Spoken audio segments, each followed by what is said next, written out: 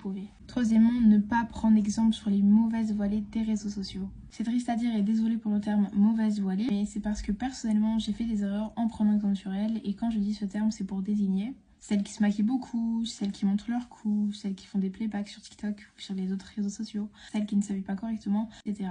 Donc vraiment ne prenez pas exemple sur elles, prenez plus exemple sur les femmes du prophète alayhi sallam, c'est beaucoup mieux. Maintenant je vais vous donner quelques conseils pour faciliter le port du voile. Numéro 1, dès que vous allez vous voiler, commencez par directement couvrir votre cou. Parce que si vous ne couvrez pas dès le début, vous allez ne pas le couvrir par la suite et vous allez ne pas l'aimer quand il sera couvert, malgré que ça fasse partie de la rawala. Numéro 2, prenez soin de vos cheveux directement quand vous vous voilez, parce que sinon ils vont être abîmés avec le temps et c'est un peu du temps perdu. Et ils vont finir dans un sale état malheureusement, donc vraiment prenez soin dès le début. Numéro 3, ne pas faire attention aux remarques. Certes, des mauvais regards, des commentaires, des envies de l'enlever, c'est normal, vous allez en avoir, c'est des